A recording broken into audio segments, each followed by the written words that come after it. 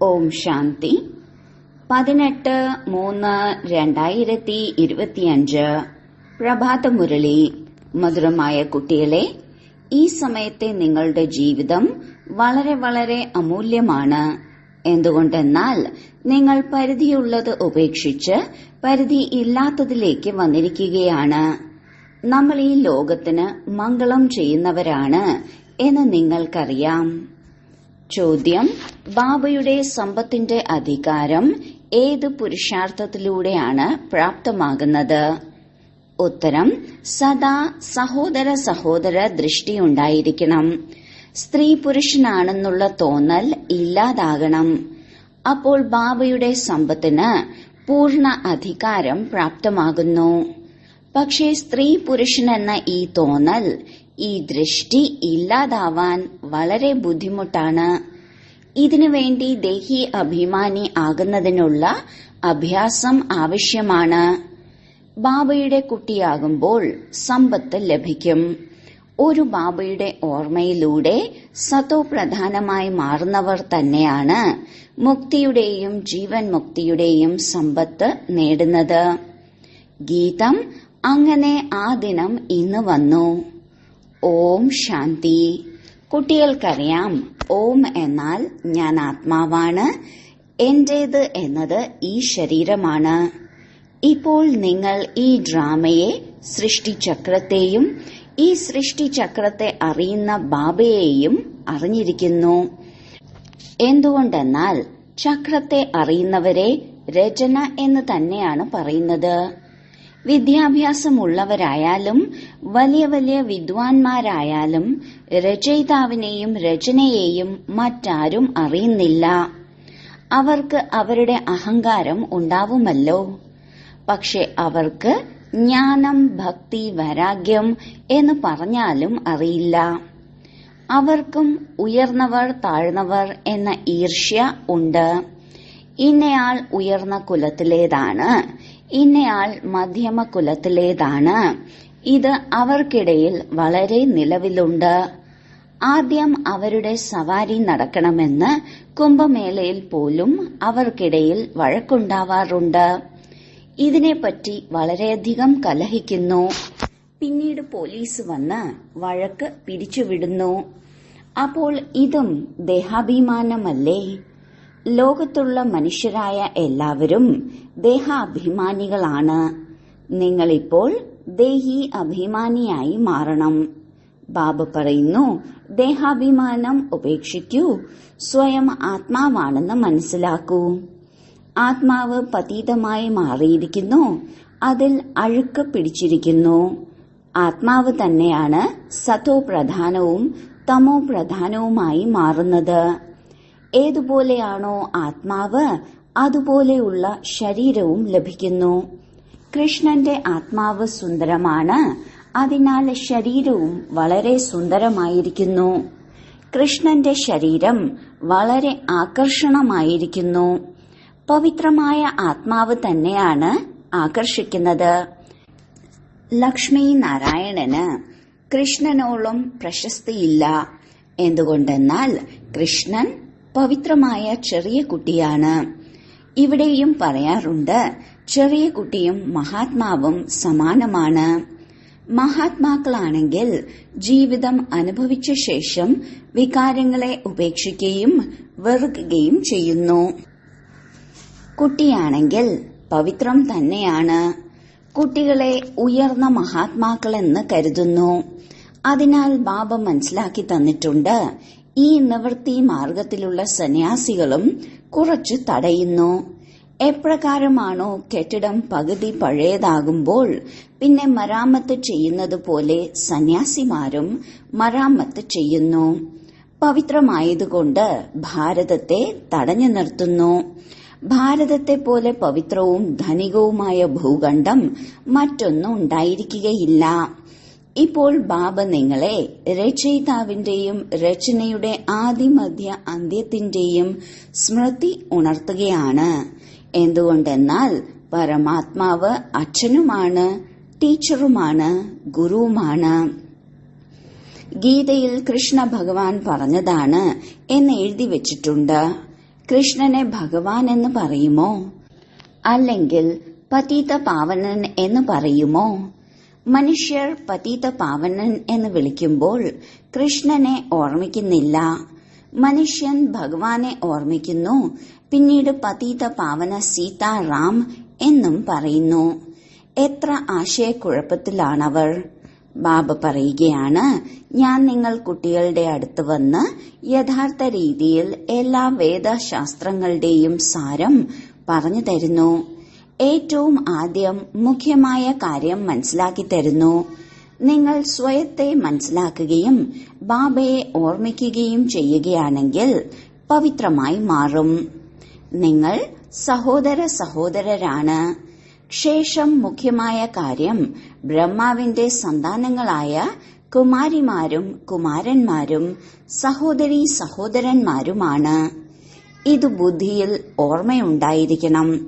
വാസ്തവത്തിൽ ആത്മാക്കൾ സഹോദര സഹോദരന്മാരാണ്. പിന്നീട് ഇവിടെ ശരീരത്തിൽ വരുന്നതിലൂടെ സഹോദരീ സഹോദരന്മാരാകുന്നു. ഇത്രയ്ക്ക് പോലും മനസ്സിലാക്കാനുള്ള ബുദ്ധിയില്ല. പരമാത്മാവ് നമ്മൾ ആത്മാക്കളുടെ പിതാവാണ്. അപ്പോൾ നമ്മൾ സഹോദരങ്ങളായില്ലേ? എന്നാൽ പിന്നെങ്ങനെ സർവവ്യാപി എന്ന് പറയും? സമ്പത്ത് കുട്ടികൾക്കാണ് ലഭിക്കുന്നത്, അച്ഛന് ലഭിക്കില്ല. അച്ഛനിൽ നിന്ന് കുട്ടികൾക്ക് സമ്പത്ത് ലഭിക്കുന്നു. ബ്രഹ്മാവും ശിവബാബയുടെ കുട്ടിയല്ലേ? ബ്രഹ്മാവിനും അച്ഛനിൽ നിന്ന് സമ്പത്ത് ലഭിക്കുന്നു. നിങ്ങൾ പേരക്കുട്ടികളാണ്. നിങ്ങൾക്കും അവകാശമുണ്ട്. അതിനാൽ ആത്മാവിന്റെ രൂപത്തിൽ എല്ലാവരും കുട്ടികളാണ്. പിന്നെ ശരീരത്തിൽ വരുമ്പോൾ സഹോദരീ സഹോദരന്മാരാണ്. മറ്റൊരു ബന്ധവുമില്ല.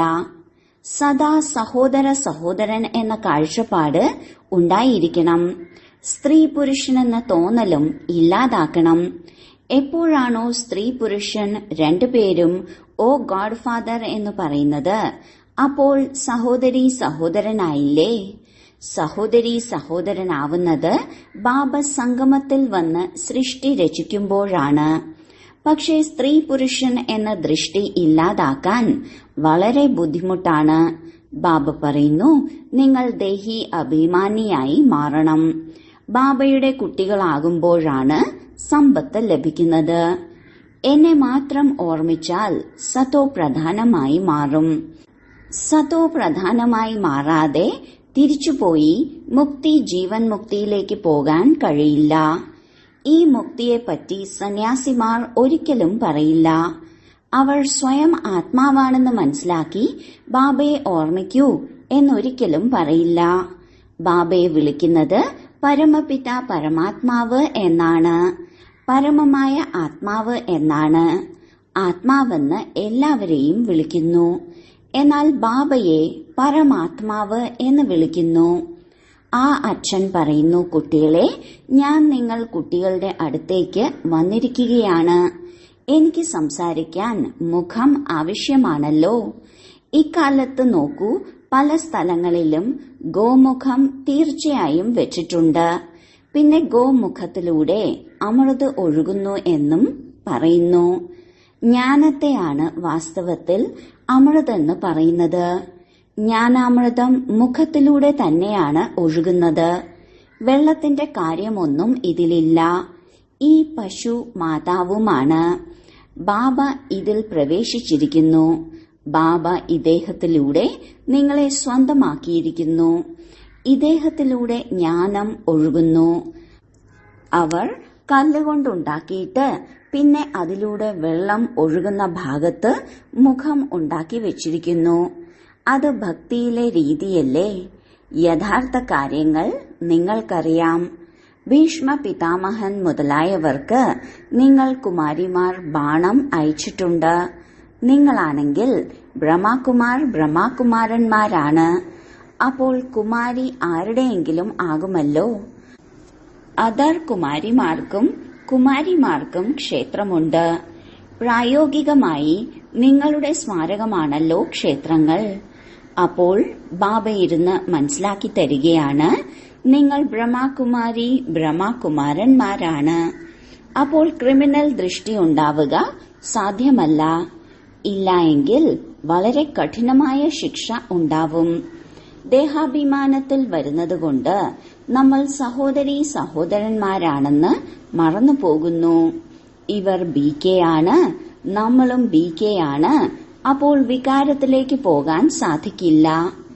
എന്നാൽ ആസുരീയ സമ്പ്രദായത്തിലെ മനുഷ്യർക്ക് വികാരം കൂടാതെ ഇരിക്കുവാൻ സാധിക്കുന്നില്ല. അതുകൊണ്ട് തടസ്സം ഉണ്ടാകുന്നു. ഇപ്പോൾ നിങ്ങൾ ബ്രഹ്മകുമാരന്മാർക്കും കുമാരിമാർക്കും ബാബയിൽ നിന്ന് സമ്പത്ത് ലഭിക്കുന്നു. ബാബയുടെ ശ്രീമത്തനുസരിച്ച് നടക്കണം, പവിത്രമായി മാറണം. ഇത് ഈ വികാരി മൃത്യുലോകത്തിലെ അന്തിമ ജന്മമാണ്. ഇതുപോലും ആർക്കും അറിയില്ല. അമരലോകത്തിൽ വികാരങ്ങളൊന്നും തന്നെ ഉണ്ടായിരിക്കുകയില്ല. അവരെ പറയുന്നത് സതോ പ്രധാന സമ്പൂർണ്ണ നിർവികാരി എന്നാണ്. ഇവിടെയുള്ളത് തമോ പ്രധാന സമ്പൂർണ്ണ വികാരികളാണ്. പാടാറുമുണ്ട് അവർ സമ്പൂർണ്ണ നിർവികാരികളാണെന്ന്. നമ്മൾ വികാരികൾ പാപികളാണെന്ന്. സമ്പൂർണ്ണ നിർവികാരികളെ പൂജിക്കുന്നു. നിങ്ങൾ ഭാരതവാസികൾ തന്നെയാണ് പൂജ്യരിൽ നിന്ന് പൂജാരികളായി മാറുന്നത് എന്ന് ബാബ മനസ്സിലാക്കി തന്നിട്ടുണ്ട്. ഈ സമയത്ത് മുക്തിയുടെ പ്രഭാവം വളരെയുണ്ട്. തങ്ങളുടെ ഭക്തിയുടെ ഫലം ഭഗവാൻ വന്ന് തരാനാണ് ഭക്തർ ഭഗവാനെ ഓർമ്മിക്കുന്നത്. ഭക്തിയിൽ എന്ത് സ്ഥിതിയായിരിക്കുന്നു? മുഖ്യമായ ധർമ്മശാസ്ത്രങ്ങൾ 4 ബാബ മനസ്സിലാക്കി തന്നു. ഒന്നാമത്തേത് ദേവതാധർമ്മം. അതിൽ ബ്രാഹ്മണർ, ദേവത, ക്ഷത്രിയർ 3 വരുന്നു. ബാബ ബ്രാഹ്മണധർമ്മം സ്ഥാപന ചെയ്യുന്നു. ബ്രാഹ്മണരുടെ കുടുംബ സംഗമയുഗത്തിന്റെയാണ്. നിങ്ങളിൽ ബ്രാഹ്മണരിപ്പോൾ പുരുഷോത്തമന്മാരായി മാറുകയാണ്. ബ്രാഹ്മണരായി മാറി പിന്നീട് ദേവതകളായി മാറുന്നു. ആ ബ്രാഹ്മണർ വികാരികളാണ്. ആ ബ്രാഹ്മണരും ഈ ബ്രാഹ്മണരുടെ മുന്നിൽ തലകുനിക്കുന്നു. ബ്രാഹ്മണ ദേവി ദേവതായ നമഃ എന്ന് പറയുന്നു. എന്തുകൊണ്ടെന്നാൽ അവർ ബ്രഹ്മാവിന്റെ സന്താനങ്ങളായിരുന്നു. നമ്മൾ ബ്രഹ്മാവിന്റെ സന്താനങ്ങളല്ല. ഇപ്പോൾ നിങ്ങൾ ബ്രഹ്മാവിന്റെ സന്താനങ്ങളാണ്. നിങ്ങളെ എല്ലാവരും നമസ്കരിക്കും. പിന്നീട് ദേവി ദേവന്മാരായി മാറുകയാണ്. ഇപ്പോൾ നിങ്ങൾ ബ്രഹ്മകുമാർ കുമാരിമാരായി മാറിയിരിക്കുന്നു. പിന്നീട് ദൈവിക കുമാർ കുമാരിമാരായി മാറും. ഈ സമയത്ത് നിങ്ങളുടെ ജീവിതം വളരെ വളരെ അമൂല്യമാണ്. എന്തുകൊണ്ടെന്നാൽ നിങ്ങൾ ഈ ലോകത്തിന്റെ മാതാപിതാക്കളാണെന്ന് പാടപ്പെട്ടിട്ടുണ്ട്. നിങ്ങൾ പരിധിയുള്ളതിനെ വിട്ട് പരിധി ഇല്ലാത്തതിലേക്ക് വന്നല്ലോ. നാം ഈ ലോകത്തിന്റെ മംഗളം ചെയ്യുന്നവരാണെന്ന് നിങ്ങൾക്കറിയാമല്ലോ. ഇപ്പോൾ ഓരോരുത്തരും ജഗദംബ ജഗത് പിതാവായില്ലേ. ഈ നരകത്തിൽ എല്ലാ മനുഷ്യരും ദുഃഖിതരാണ്. നമ്മൾ അവരുടെ ആത്മീയ സേവനം ചെയ്യുന്നതിനായി വന്നിരിക്കുകയാണ്. നമ്മളെ സ്വർഗവാസികളാക്കി മാറ്റുക തന്നെ ചെയ്യും. നിങ്ങൾ സേനയാണല്ലോ. ഇതിനെ യുദ്ധസ്ഥലം എന്നും പറയാറുണ്ട്. യാദവരും കൗരവരും പാണ്ഡവരും ഒന്നിച്ചിരിക്കുന്നു. സഹോദര സഹോദരന്മാരല്ലേ. ഇപ്പോൾ യുദ്ധം സഹോദരീ സഹോദരന്മാർ തമ്മിലല്ല. നിങ്ങളുടെ യുദ്ധം രാവണനുമായിട്ടാണ്. മനുഷ്യനിൽ നിന്ന് ദേവതയാക്കി മാറ്റാനാണ് സഹോദരീ സഹോദരന്മാർക്ക് നിങ്ങൾ മനസ്സിലാക്കി കൊടുക്കുന്നത്. അതിനാൽ ബാബ മനസ്സിലാക്കി തരികയാണ്, ദേഹസഹിതം ദേഹത്തിന്റെ എല്ലാ സംബന്ധങ്ങളും ഉപേക്ഷിക്കണം. ഇത് പഴയ ലോകമാണ്. എത്ര വലിയ വലിയ ഡാമുകൾ, കനാലുകൾ മുതലായവ ഉണ്ടാക്കുന്നു. കാരണം വെള്ളമില്ല. പ്രജകൾ വളരെയധികം വർദ്ധിച്ചിരിക്കുന്നു. അവിടെയാണെങ്കിൽ നിങ്ങൾ കുറച്ചുപേർ മാത്രമേ ഉണ്ടായിരിക്കൂ. നദികളിൽ ധാരാളം വെള്ളമുണ്ട്. ധാന്യങ്ങളും ധാരാളമുണ്ട്. ഇവിടെ ഈ ഭൂമിയിൽ കോടിക്കണക്കിന് മനുഷ്യരുണ്ട്. അവിടെ മുഴുവൻ ഭൂമിയിലും കൂടി 9-10 ലക്ഷം പേരായിരിക്കും. വേറെ ഒരു ഖണ്ഡവും ഉണ്ടായിരിക്കുകയില്ല. നിങ്ങൾ കുറച്ചുപേർ മാത്രമേ അവിടെ ഉണ്ടായിരിക്കുള്ളൂ.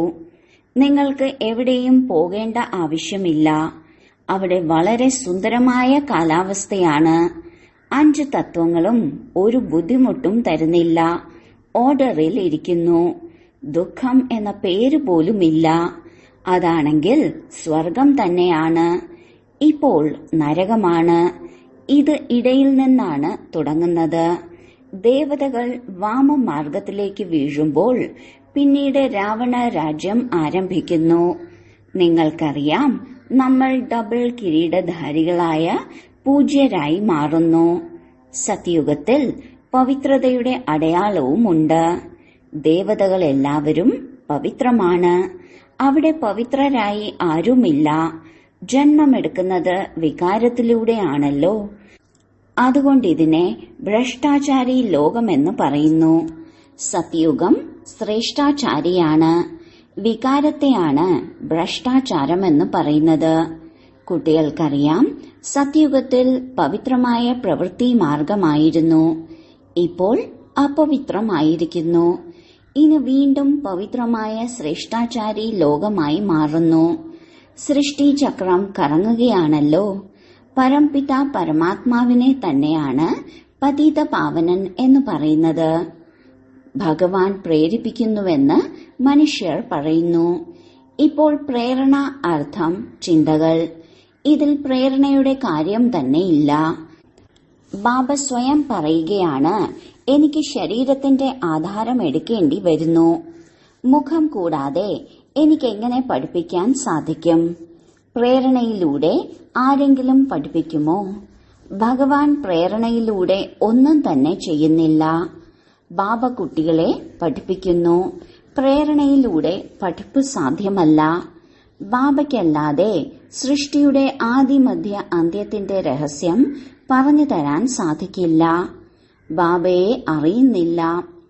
ചിലർ ലിംഗമെന്ന് വിളിക്കുന്നു, ചിലർ അഖണ്ഡ ജ്യോതി എന്ന് വിളിക്കുന്നു. ചിലർ പറയുന്നത് ബ്രഹ്മം തന്നെയാണ് ഈശ്വരൻ എന്നാണ്.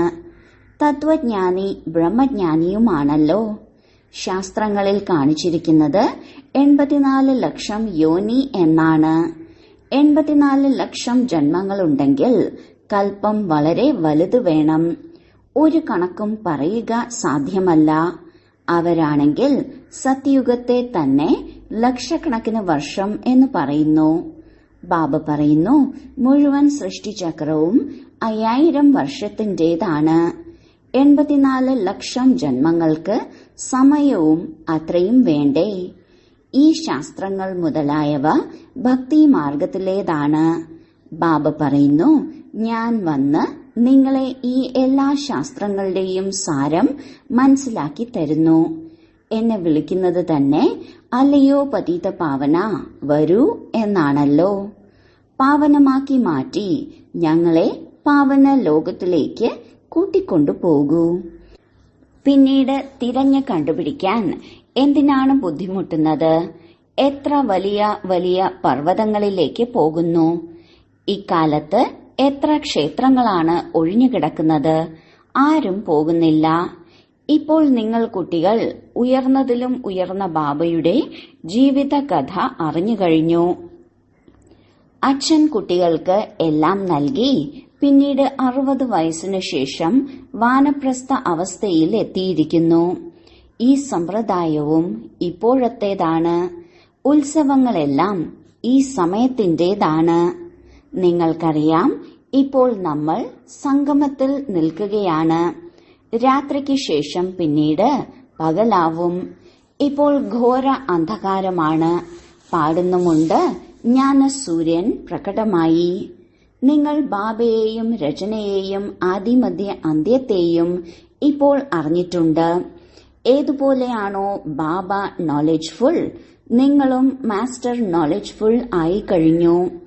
നിങ്ങൾ കുട്ടികൾക്ക് ബാബയിൽ നിന്നും പരിധിയില്ലാത്ത സമ്പത്ത് ലഭിക്കുന്നു. ലൗകിക അച്ഛനിൽ നിന്നും പരിധിയുള്ള സമ്പത്ത് ലഭിക്കുന്നു. അതിലൂടെ അല്പകാലത്തെ സുഖം ലഭിക്കുന്നു. ഏതിനെയാണോ സന്യാസിമാർ കാകവിഷ്ട സമാനമായ സുഖമെന്ന് പറഞ്ഞത്, അവർക്ക് പിന്നീട് ഇവിടെ വന്ന് സുഖത്തിനു വേണ്ടി പുരുഷാർത്ഥം ചെയ്യാൻ സാധിക്കില്ല. അവർ ഹഠയോഗികളാണ്. നിങ്ങൾ രാജയോഗികളാണ്. നിങ്ങളുടെ യോഗം ബാബയുമായി ആണ്. അവരുടേത് തത്വവുമായി ആണ്. ഇതും ഡ്രാമയിലുണ്ടാക്കിയിട്ടുള്ളതാണ്. ശരി, വളരെ കാലത്തെ വേർപാടിന് ശേഷം തിരികെ കിട്ടിയ മധുരമധുരമായ കുട്ടികൾക്ക് മാതാവും പിതാവുമായ ബാബ്ദാദയുടെ ഓർമ്മസ്മരണയും സുപ്രഭാതവും. ആത്മീയ അച്ഛന്റെ ആത്മീയ കുട്ടികൾക്ക് നമസ്കാരം. ധാരണയ്ക്കുള്ള മുഖ്യസാരം. 1. പാവനമായി മാറുന്നതിനു വേണ്ടി നമ്മൾ ആത്മാക്കൾ സഹോദര സഹോദരനാണ്. ബ്രഹ്മബാബയുടെ സന്താനങ്ങൾ സഹോദരീ സഹോദരന്മാരാണ്. ഈ ദൃഷ്ടി ഉറച്ചതാക്കണം. ആത്മാവിനെയും ശരീരത്തെയും പവിത്രവും സതോ പ്രധാനവുമാക്കണം. ദേഹാഭിമാനം ഉപേക്ഷിക്കണം. 2. മാസ്റ്റർ നോളജ്ഫുള്ളായി മാറി എല്ലാവരെയും രചയിതാവിന്റെയും രചനയുടെയും ജ്ഞാനം കേൾപ്പിച്ച് ഘോര അന്ധകാരത്തിൽ നിന്ന് മുക്തമാക്കണം. നരകവാസിയായ മനുഷ്യരെ ആത്മീയ സേവനം ചെയ്ത് സ്വർഗവാസിയാക്കി മാറ്റണം. വരദാനം: മാസ്റ്റർ ജ്ഞാനസാഗരനായി മാറി ജ്ഞാനത്തിന്റെ ആഴങ്ങളിലേക്ക് പോകുന്നവരായ അനുഭവി രത്നങ്ങളാൽ സമ്പന്നരായി ഭവിക്കട്ടെ. ഏത് കുട്ടികളാണോ ജ്ഞാനത്തിന്റെ ആഴങ്ങളിലേക്ക് പോകുന്നത് അവർ അനുഭവി രത്നങ്ങളാൽ സമ്പന്നരായി മാറുന്നു. ഒന്ന് ജ്ഞാനം കേൾക്കുക, കേൾപ്പിക്കുക. മറ്റൊന്ന് അനുഭവി മൂർത്തിയായി മാറുക. അനുഭവി സദാ അവിനാശിയും നിർവിഘ്നരും ആയിരിക്കുന്നു. അവരെ ആർക്കും ഇളക്കാൻ സാധിക്കില്ല. അനുഭവികളുടെ മുന്നിൽ മായയുടെ യാതൊരു പ്രയത്നവും വിജയിക്കില്ല. അനുഭവി ഒരിക്കലും വഞ്ചിക്കപ്പെടുകയില്ല. അതിനാൽ അനുഭവങ്ങളെ വർദ്ധിപ്പിക്കുന്ന ഓരോ ഗുണങ്ങളുടെയും അനുഭവി മൂർത്തിയായി മാറൂ. മനനശക്തിയിലൂടെ സങ്കല്പങ്ങളുടെ സ്റ്റോക്ക് ശേഖരിക്കൂ. സ്ലോഗൻ: ദേഹത്തിന്റെ സൂക്ഷ്മ അഭിമാനങ്ങളുടെ സംബന്ധത്തിൽ നിന്ന് പോലും വേറിട്ടിരിക്കുന്നത് ആരാണോ അവരാണ് ഫരിഷ്ത. അവ്യക്ത സൂചന: സത്യതയുടെയും സഭ്യതയുടെയും സംസ്കാരത്തെ സ്വന്തമാക്കൂ. സമ്പൂർണ്ണ സത്യത പോലും പവിത്രതയുടെ ആധാരത്തിലാണ് ഉണ്ടാകുന്നത്. പവിത്രത ഇല്ല എങ്കിൽ സദാ സത്യതയോടെ ഇരിക്കുവാൻ സാധിക്കില്ല.